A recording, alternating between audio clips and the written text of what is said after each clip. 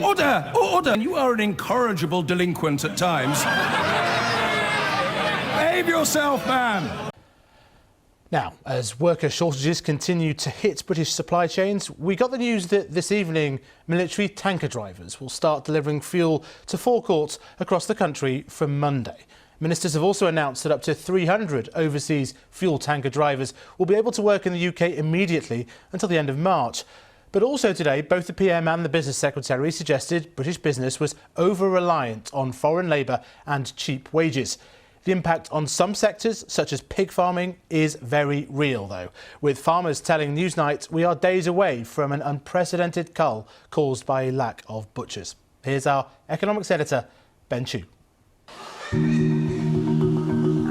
Don't have to be killed on farm. It's just a waste. It's just inhumane. It's just not right. This is what a pig shed at maximum capacity looks like. It's a disaster because our business relies on pigs moving to slaughter every week and younger pigs coming through to fill the space. It's a continuous process, and if we can't get rid of pigs, we have to get rid of them ourselves. The problem is not on the pig farms, like this one in Yorkshire. It's in the animal processing plants. A large majority of the workers in these plants have come from the EU in recent years. But many of those workers have left in the wake of Brexit and the pandemic. Due to that worker drought, pig processing plants have reduced the number of animals they are taking from British farms by around a quarter in the past 3 months. The industry estimates there's now a backlog of animals on farms, which should have gone for processing, of around 100,000. And that's growing by around 12,000 pigs every week. That's why we're hearing estimates of a potential welfare cull of 150,000 animals. Desperately, we need more butchers into the processing plants now. We can't wait any longer. There's going to be a massive crisis. So ministers would say, look, the Brexit vote was to stop immigration, it was to stop freedom of movement. We can't do that. What do you say to that? We voted for Brexit to hopefully support our own industries, but look what's happening. It's absolutely ludicrous. There's an animal welfare issue here too. If pigs are held too long, they go overweight, and the pens are too small for them. Let's be wary of sentimentality. These animals aren't pets. They're being reared for food, and they're destined for slaughter one way or another. But also be in no doubt, a welfare cull of potentially tens of thousands of these animals, simply because there aren't enough food processing workers, would be an economic disaster for farmers. It would also, some argue, emphasise the very real cost of the end of free movement and the post-Brexit immigration system.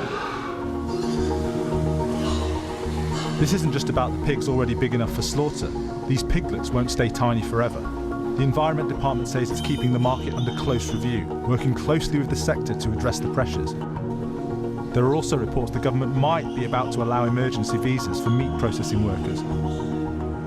But if there is a relaxation, would it even come soon enough to save Britain's pig farmers from disaster in the coming weeks? It's going to be quite difficult because it's not necessarily the European workers that will come back. The process takes 8 to 10 weeks from finding someone that qualifies, there's the right person, to get all through the bureaucracy to get them here. So this is not going to solve a problem before Christmas. There's another issue a potential mass cull raises. It's pretty clear that if we're going to attract more domestic workers into food production, wages and conditions are going to have to improve, and that's going to add cost. So does the manifest fragility of our meat processing supply chain show that we as consumers have been paying too little for our meat for too long? I think for a long time, a lot of us that have worked in the food industry have felt that food is too cheap and therefore undervalued. And so it's, yes, we have to actually reposition sort of food as something we sort of pay a bit more for out of the weekly wage packet.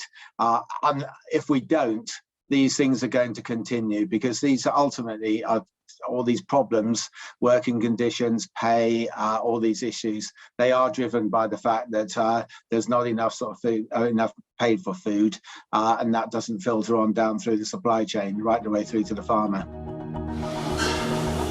Sadly, it might be too late for many British pig farmers to avoid a cull caused by the exodus of European workers. But hard questions will persist long after that about the true cost of cheap meat. Ben Chu in Yorkshire there.